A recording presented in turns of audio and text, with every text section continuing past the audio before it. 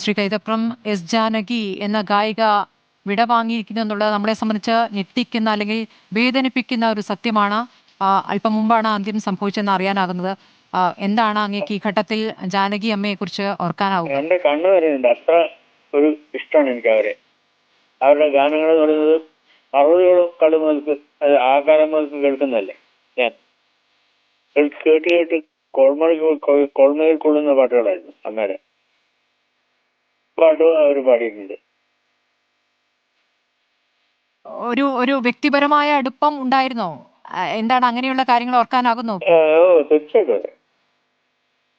Studio കണ്ടപ്പോൾ തന്നെ എപ്പോഴും എനിക്കും അവരോട് ഭയഭക്തി ബഹുമാനമാണ് എനിക്ക് അവരോട്. അവരെ പോലെ അടുത്തേക്ക് പോകാൻ പറ്റില്ല. അത്രയും ചെയ്തുള്ള സംഗീതത്തിന്റെ മഹത്വമുള്ള അമ്മയെ ഞാൻ നമസ്കരിക്കുകയാണ് അമ്മയുടെ ഓർമ്മയില്, അനുസ്മരണയില്. എനിക്ക് അതിൽ കൂടുതൽ എങ്ങനെ പറയാൻ പറ്റും? മനസ്സിലായി. പാരമ്പര്യം മറ്റേ ആരെയും കൂട്ടാക്കാറില്ല. ഇപ്പൊ വടക്കിന്റെ മുകേഷ്കർ, ലതാജിയും ആശാഭോസയൊക്കെ ഉള്ള കാലത്ത് തന്നെ അതുപോലെ നിൽക്കുന്ന പാട്ടുകൾ പാടിയിട്ടുള്ള ആളാണ് ജാനകിയമ്മ.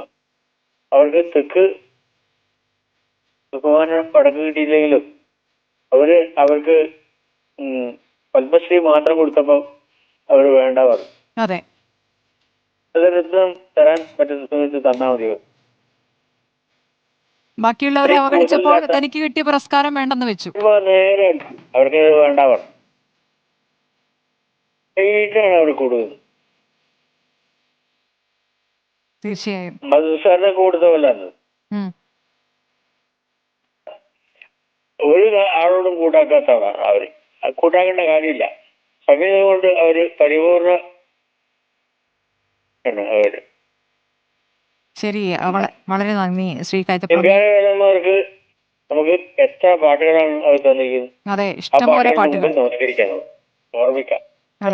തീർച്ചയായും വളരെ നന്ദി ശ്രീ കൈതപ്രം പ്രതികരിച്ചതിന്.